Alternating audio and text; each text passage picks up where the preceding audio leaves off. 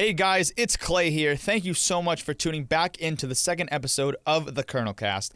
During the episode, we ran into a couple of technical difficulties while recording this week's episode, so please bear with us as we continue to learn how to make this podcast as good as it can be.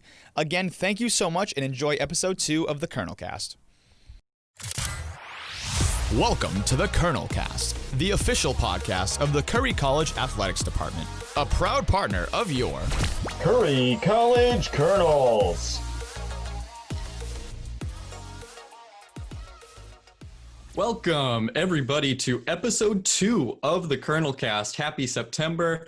I am Paul, that's Clay, and that's Chris. We have a lot to get to today, so we are going to get right into it. First off, I want to give a quick callback to the Suffolk women's ice hockey team. Give them a big congratulations for winning the Special Olympics partnership with NCAA D3 for the month of August. I want to give a quick apology to our listeners. Between the time we recorded and the time our episode released, the voting had actually ended for August, but for the month of September, Curry's SAC is up for the same awards, so go check it out at NCAA Special Olympics Partnership with Division III and vote for your Colonels.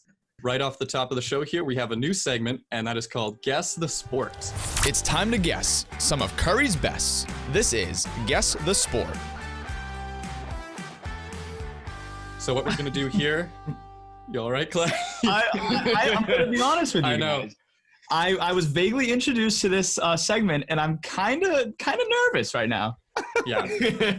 So what's going to happen here, Chris and I are going to give Clay Curry Hall of Famers. We are going to provide him with their names and their class years. Oh, man. And Clay is going to have to tell us which sport they played.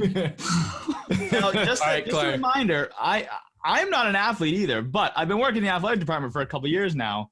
My knowledge of the athletic department is pretty well, but I mean, I've been here for a couple of years, so this is the first time we're doing this segment. We're gonna take it pretty easy on you. Oh man! All right, let's get into it. So the first one, you've got to know this one from the class of 2000. Oh yeah, Leanne totally. Tarkanian. Oh, Leanne Tarkanian, softball. Very good. Absolutely. Correct. Good start. Absolutely. All right. I was only 2 years old in the year 2000. Fun fact. You're 1 for 1. Chris, you want to give him our second name? Yeah, Jack Valley. No class here. Oh, wait, I know this. That sounds you know what that sounds like? It sounds like a baseball name. I'm going to vote baseball. All right, you're 2 for 2, 50. but That counts. there's one more sport in there. So we have a 2-time athlete here, Jack Valley. I'm going to go, all right, so a baseball is 1. Mm-hmm. When you play baseball, usually you're either a hockey player or a basketball player because you got to think he's playing in the spring. I'm going to vote basketball. Really? Really? Well done. I'm impressed. Wow. Really? All right. Wow. Okay. All right, we've got a couple more names for you here from the class of 1959. We're going way back. Oh my gosh. You ready? No. All right. Your third Curry Hall of Famer is Tom Joyce. Oh, Mr. Tom Joyce. He was an athlete, huh? He was. Oh my goodness. Me and Tom Joyce go way back, but not that way. We don't go that far back. He was a colonel not too long ago. Oh my goodness. I think I would vote based on what he wears. He always wears like the cool vintage like Curry College like jackets, and he always wears the cool hats. My vote is going to be baseball again. Wow. I'm really impressed. Is it got baseball? Yep. 4 for 4. Wow. And that was it. He only played baseball, right? He only played baseball. Yep. Tom Joyce. Wow. All right. So this next one, I bent the rules a little bit. You should Yeah, we wanted to recognize throw this a name. wrinkle in here for you. A little curveball. I'll take a curveball. Yeah, they're not a Hall of Famer, Yes. at least not yet. But Chris, go for it. Lambros, Papa Lambros. Class of 2014. Class of what? 2014? Yep. Okay, Lambros. From my prior knowledge, which is very little of said Lambros, my vote, I'm 3 for 3. I got to stay perfect here. I cannot miss this one. So not a Hall of Famer yet. My vote was going. I got to think about this one. I'm going to say soccer. You lost it. You lost your perfect streak. Incorrect. All right, no, I got this. Football. If it's not soccer, it's No. football. No, Clay, I'll give you a quick hint now that you've lost your perfect streak. You've seen this name before because of how many games you've worked in the Cats gymnasium. So it's either volleyball or basketball. Did I not say basketball? You did not. You said soccer and football. It was basketball. It is basketball. He was a 1,000-point scorer. His name's on the wall. Oh, I've seen his name too. Yep. Every time you walk in. Yep, that big pennant. Yep, okay. All right. All right, so not bad. You went 3 for 4, sort of 4 for 5 because we threw a little wrinkle in there with a 2-sport coach. But yeah, we'll circle back to that segment in later episodes. That was a lot of fun for us.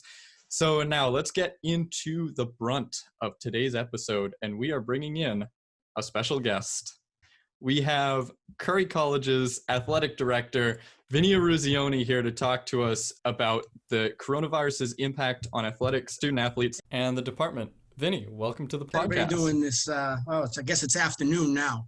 Chris, Paul, Brandon, how you doing? Good. Great. Doing very well on this chilly September day. I left the house today. It was under 60 degrees. It warmed up on my ride a little bit, but we're getting into fall, aren't we? So, Vinnie, we would really love to hear about what all of this looked like from your perspective. For the sake of not being here until roughly midnight, we'll break that down a little further. If you don't mind, can you start with the first rumblings you heard? So back in March, maybe even sooner, when did you first realize that we may not have our spring seasons, and what did that look like? Well, it's funny. To tell you the truth, I never really thought we wouldn't have our spring seasons. I was down in Florida with softball at the time that I got a call about what was going on, and we were just finishing up our spring break. So at that point, I thought we were all going to get back. We were going to sit back for a little while and then continue our spring seasons. And as we all know, that didn't happen. Nobody really thought much about it when it first started coming out about the coronavirus until schools started extending spring breaks for another week. And schools started canceling games or sending teams home or asking teams to come home from spring break. That's when our athletic directors in the conference got together, I would say probably third week in March or so.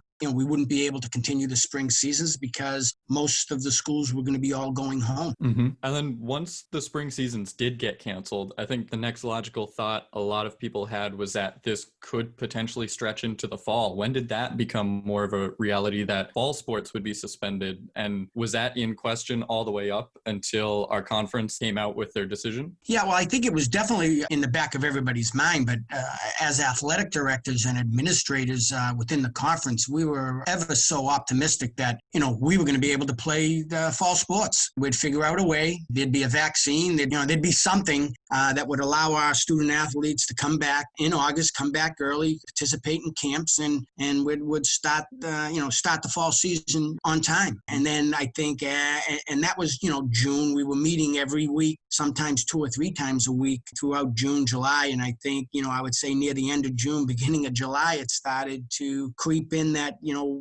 we may not be able to make this happen. Although, speaking with the presidents and speaking with the athletic directors, we were gung-ho about, trying to make it happen the best we could or any way that we could. I think what ultimately shut us down was, you had state and local guidelines, health and safety concerns in sports. And, we waited as long as possible. And then the CCC announcement was made. And unfortunately for our student athletes, that's what happened. We're going to try to do the best we can for them in the fall, and we can touch on that a little bit later. Mm-hmm. Right. So, Vinnie, from a student perspective, athletics is a very important part of Curry College's campus and the community as a whole. How has the athletes in particularly came together and really shown support for each other in terms of going through these tough times? How have they continued to show support for not only the new recruits that have entered this season, but just for the entire community? Yeah, Clay, Clay. Brandon. Oh, everyone calls me Clay. That's what we call It's him. like Cassius Clay. It's like Cassius. I like that.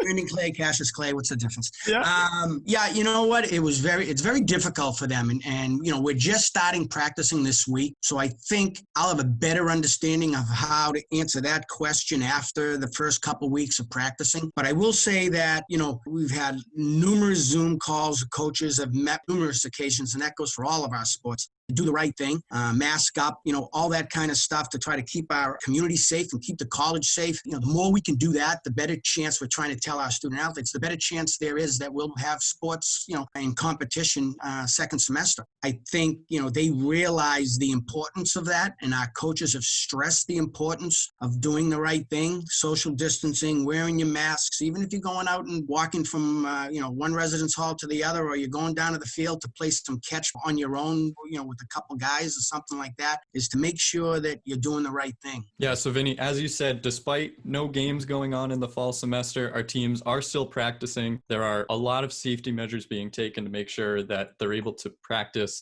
safely. And around campus, a lot of people wear their masks for a lot of different reasons, but at least from a staff member's perspective, it took a lot of people doing a lot of hard work to get us back to campus in the first place. So everybody listening, please remember to keep wearing your mask, keep making smart decisions, and again, hashtag keep Curry safe, because now that we're on campus, we want to stay on campus, and we're making progress. However quickly we're moving, we'll be playing games again soon enough, but the first step is staying on campus and keeping each other safe.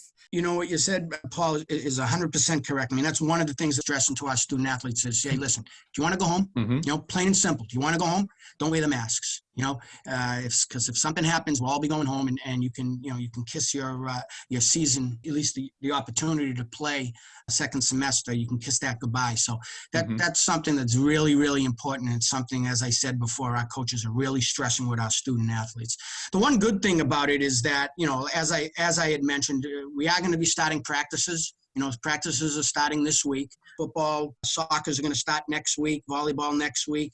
You know, we're going to be wearing masks when we're practicing. Football won't be wearing equipment. That was a decision that we had made through the coaching staff with Coach Bandini. No reason to bang heads and you know, kill each other when there's no need to. We'll have plenty of time if we do play in the spring. We'll have plenty of time to get ready physically. But I think this is a great opportunity for all of our coaches to be able to really teach skill and skill development and put in your plays and do some stuff that you normally don't have the time to do during the season, because you got a game coming up next week. So you have to scout that team. You got to defend against that team. You got to figure out how you're going to break their, stop their run game or their pass game, or if it's in soccer, how you're going to take care of them and defend them. These things you won't have to worry about, and you can do the things that you really enjoy doing, which is teaching kids skill development, and teaching them the game as a whole, as opposed to having to worry about other teams and breaking down films and that kind of stuff. You get the opportunity to really hone in on your team. Yeah, that's fantastic. And as you alluded to, football and up to all 6 of our fall varsity teams may be playing their seasons in the spring. Has there been any significant discussion, at least any that you can share with the conference, about what would go into moving the fall sports into the spring semester and what that may look like? As you would imagine, it's really up in the air right now, not knowing some of the state and local guidelines are going to be come January. But as a conference and as athletic directors, we are putting together schedules. You know, we are putting together schedules that will have all of our fall teams participating in some capacity. They won't be full schedules, but they will be schedules that will be able to put together a nice schedule for all of them. Both soccer teams, volleyball, tennis, as well as football, cross country, be able to run in a couple meets probably as well. So we're working on that. That's taken a little bit of a backseat to the winter, because the winter is coming sooner than the spring, sooner than them. Our spring seasons our spring schedule, all set. They're put together. They're the same ones that we had in place. It's regular start and everything for the spring teams. So that has not been changed at all. What we are trying to do is trying to work out some type of schedule where the students return sometime after Christmas, and that's for the 2 basketballs and hockey, and then start up hopefully, first or second week latest of January, and try to get together a full conference schedule. A lot has to depend on what the NCAA does. They're currently looking at extending the the season for the winter team. So it means they're thinking of changing their championships by a week or two.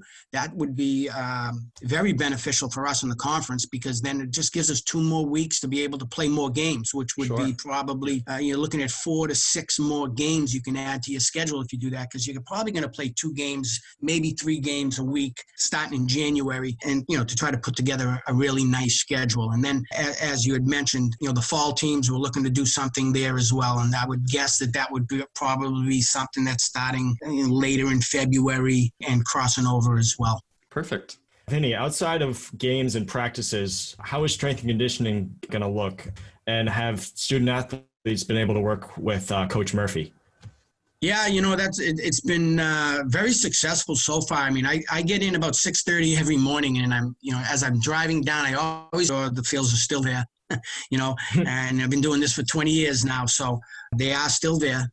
They weren't many people on it in the spring, unfortunately, but it was really nice to see, the last few mornings when we started the strength and conditioning down on the turf fields. 50, 60 guys, or 20 girls, or 25, or whatever Coach Murphy had in there, and the turnout's been really good. And if you walk around there, you go, wow, they know what they're doing. I mean, they're 15 to 20 feet apart, they're spread out, they all have masks on, and they're doing a whole bunch of different strength and conditioning type of things. And whether it's stretching, whether it's plyometric stuff, running sprints and all that kind of stuff, but they've done a really, really good job, and the student athletes have really bought into it. And they understand the importance, as I said, we said this, we can't say it enough times. They understand the importance of social distancing, and they understand the importance of wearing masks. So Coach got them running around down there. I think he's doing 3-4 sessions a day, with the hope that, we'll be opening up Miller Gymnasium hopefully next week.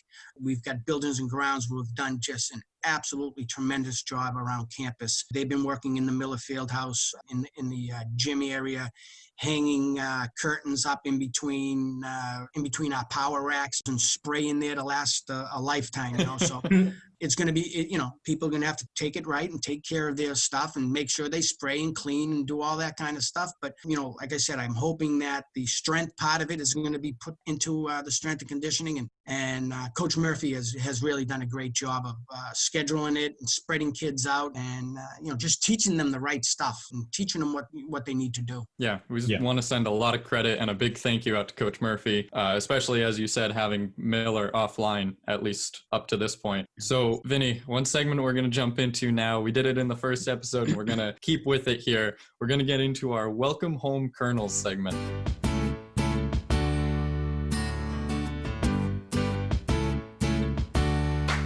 Welcome home. I would like to welcome to the Curry College Athletic family and the Curry College Athletic Department, from the sport of women's cross country, Victoria Carlton from Whitman, Mass. Awesome. Welcome, Victoria. Welcome, Victoria. One of our newest colonels. So, Vinny, as we start to wrap up here, I know that a lot of the answers to these questions about the future look something along the lines of wait and see right now, but I'd be remiss if I didn't ask, is there optimism for sports returning in January? Is progress being made, at least any that you're able to share? Yes, there's plenty of optimism. I mean, if you were on these calls with our athletic directors, we are going above and beyond to try to make something happen. I mean, we understand what happened to the spring sports athletes last spring when, their season was pulled out from under them. We understand how hard that is. Being a former student athlete myself, I couldn't even have, fathomed how I would have felt if that happened. And most of the athletic directors, we're all college athletes at one point. So we are doing everything in our power to make it happen. But as you had mentioned, sometimes state and local guidelines and CDC guidelines and health and safety is of the utmost importance for not only our student athletes, our staff, but also the community. So if things continue to progress, and, I look at the mask guidelines every week, and they change them every week, and things have been going positively. A little bit more gets opened up and a little bit more gets opened up, and that's good. We continue to open things up, and I think, knock on wood, hopefully we're going to be ready to go come the first of the year. And, I don't know if there'll be fans in the stands, but we may be playing games, and we may be web streaming them, and we may be getting them out there, and our student athletes may be participating against other student athletes. And I think that would be an awesome sight to see. That's fantastic. As you said, progress is being made. Even within the last week, Massachusetts opened up 4 or 5 more states and qualify them as low risk. So it's clear that we're moving in the right direction. Yeah, for sure. For sure. Kind of going off, aside from athletics and career athletics for a quick second,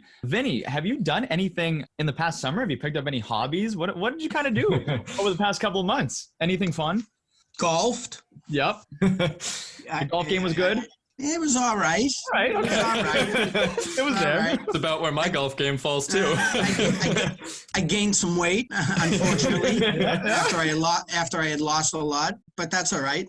I would say, it's funny, we did that virtual thing in the spring, right? Mm-hmm. I picked up bike riding. I'm trying to do anywhere from 10 to the most I've done is 17 one day, but I try to. Miles? Yeah, I usually try to do about 10 a night, 3 days a week or so around my hometown up by the island. Sometimes I go out to into Boston, believe it or not, something I didn't do. And I spent a lot more time with my grandkids, which is really the most important thing. That's beautiful. It's been awesome. We did a nice vegetable garden. My granddaughter loves it. She picks her tomatoes every morning, brings them up to my house. So that's been a lot of fun. That's awesome. Yeah, because we highlighted earlier in the previous episode that since March, from our extended spring break until now, we picked up a bunch of new hobbies. We've been spending time with our families and friends. And I feel like that's the most important aspect of going through tough times like this, because this is affecting every single person essentially on the planet. And just spending time with people, especially doing things that you haven't done before or haven't had time to do, like you mentioned earlier, Vinny, is super, super important. Whether you're working in the athletic department, whether you're a Curry College student, a Curry College student athlete, or a faculty or staff member, it is just so important to just kind of come back and just take a step back and just enjoy all the little things that you couldn't do in the past. Yeah, I agree with you there, Brandon. It's funny. I come from a pretty big family, to say the least, and we had a Zoom call about, a month or so into it because, there's parties left and right in my house, whether it's a birthday party, an anniversary or whatever, and everybody gets invited and everybody comes and, we had to cancel everything. Nothing was happening. Our 4th of July party usually, because my father was born on the 4th of July, and, that's usually a great day. And even that, got cut down to, a handful of people. So it was really pretty cool, especially for some of the older people who didn't know what, Zoom was. Mm-hmm. They had no idea what it was all about. But you're right. Family's super important. I appreciate every day being able to see my grandkids and my family and, being around them and being part of it. It's funny because nobody could go out and run all over the place, so they were all home. Yeah, literally. Yeah. So I got to see my sons and my daughters a lot more than I normally would. They came home from college, and usually I'd never see them. They'd be gone, and they go out at whatever time, and they come home at whatever time, and you'd never see them. But now they're just hanging around the house. So it was nice to spend some time with the family as well. Absolutely, very nice. Yeah, despite everything that's been going on and a lot of plans having to be canceled, I would consider us very lucky to have access to the technology we do. My wife and I were able to reconnect with one of her cousins and his wife who live in Kokomo, Indiana, just because we've been on Zoom more often. Yeah, Kokomo, Indiana. So we haven't seen them in at least 6 months. So it was very nice to reconnect with them and have the ability to do so. Absolutely. Yeah, I agree. All right, Vinny, thank you very much for coming on with us and taking the time out of your day. You provided us with some awesome answers and a lot of great information that I know I found valuable. I hope our listeners find it just as valuable. But it's really great to know how much optimism there is to be at as we move forward in this whole process. Thanks a lot, guys, for having me on. I really look forward to future episodes, being able to listen in on you. Thumbs up to you guys, and we'll talk soon. Thank you so much again. Thank you. Thank you, No Vinny. problem. Thanks. We'll talk to you later. Bye now.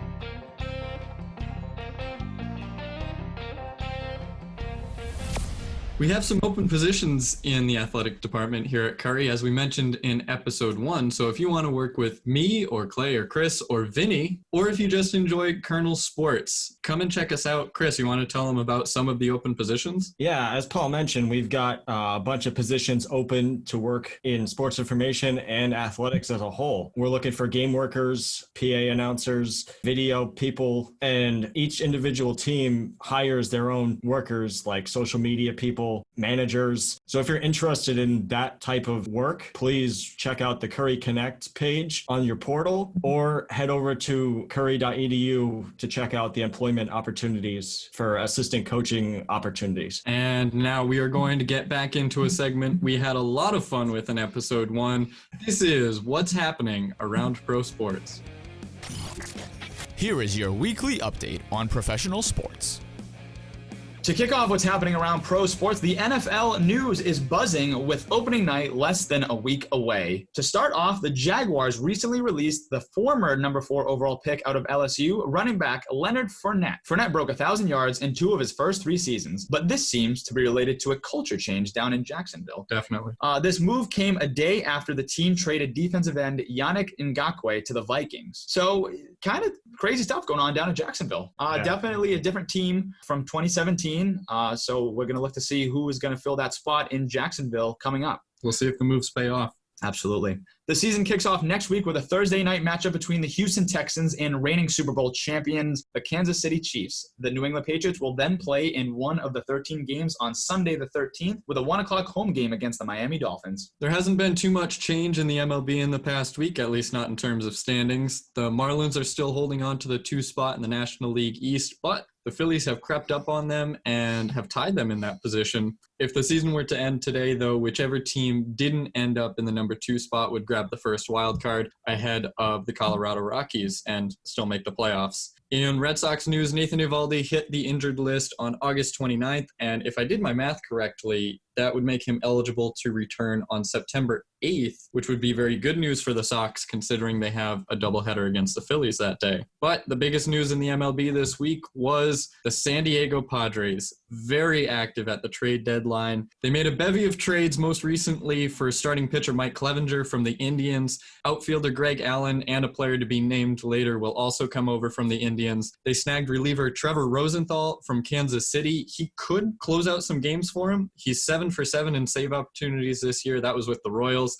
So we'll see if he slots into that closer role ahead of Drew Pomeranz. They also got a big bat for the lineup. First baseman Mitch Moreland came over from the Red Sox, of course. He will most likely DH, which will leave Eric Hosmer to play first. Moreland was the Sox leader in batting average, OBP, slugging percentage. He was tied for the team lead in home runs and second in RBI, so he will fill in nicely in that lineup.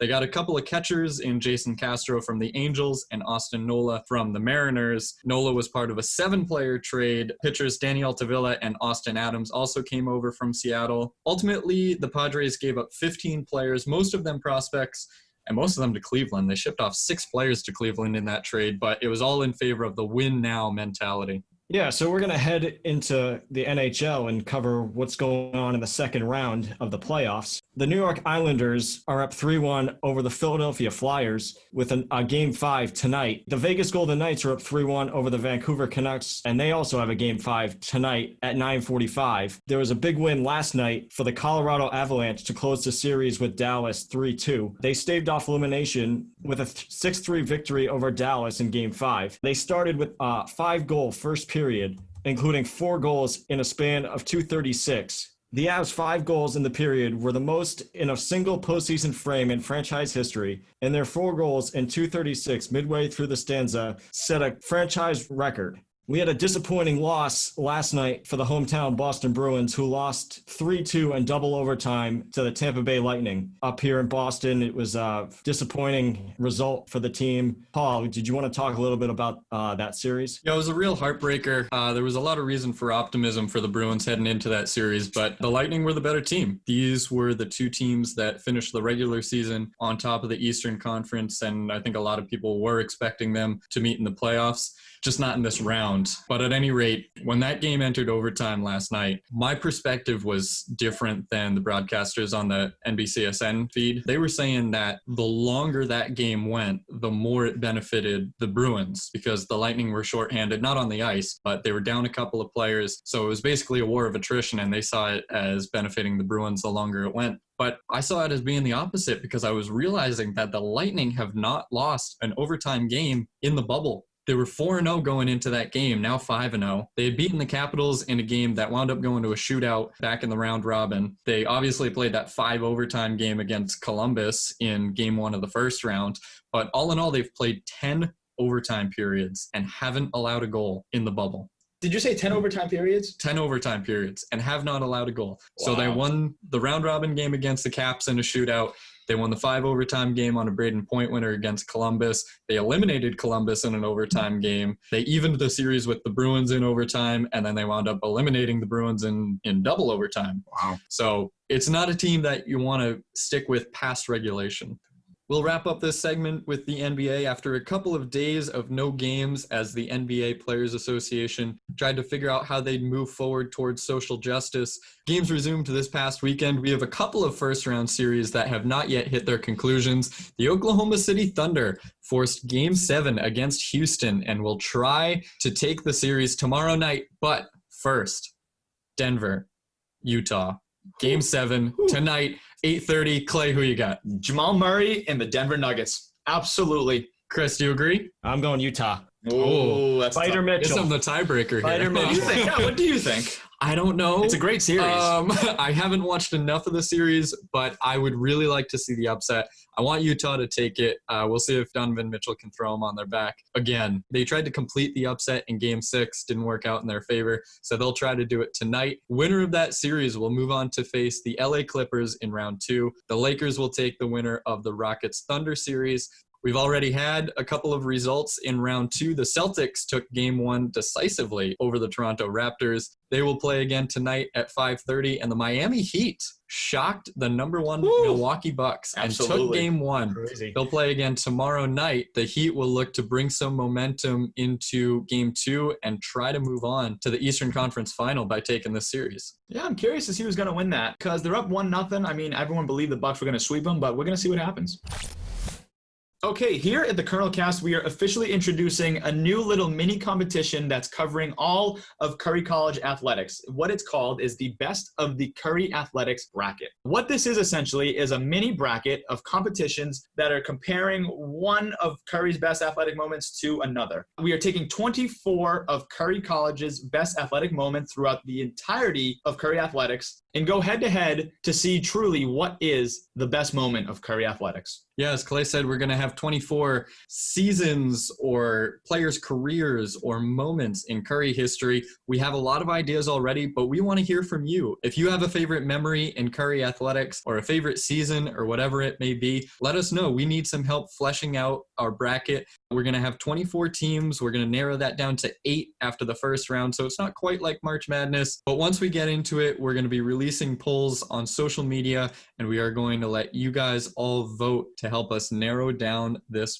bracket. And while you're voting on our socials, be sure to check out all of our social media platforms, along with you guys giving us the ideas for the Best of Curry Athletics. Be sure to give us a follow on all of our social platforms. That includes Instagram and Twitter. You can find us at Curry Colonels, the official platform for the Curry College Athletic Department. We also have a Facebook and YouTube account. By typing in Curry College Athletics, you can find us there as well. And if you haven't gotten the chance yet, be sure to check out our podcast on all platforms where you can get your podcast. That includes Spotify and Apple Podcasts. We have so much in store for you guys, but at the same time, we want to know what you guys want to hear on this podcast. So let us know by leaving us a review down below. All right, y'all, that'll do it for episode 2 of the Colonel Cast. Thank you for listening. If you haven't caught episode 1 yet, go ahead and check us out on any of the platforms that Clay mentioned. We are going to be releasing new episodes weekly, releasing every Friday. I want to give a big shout out, a big thank you to our athletic director, Vinnie Eruzione, for coming on with us today. He gave us some awesome information and answered a lot of our questions. Say goodbye, Chris. See ya. Thanks for listening. Say bye, Clay. Peace out. Thanks, guys. See you later, everybody. Thanks.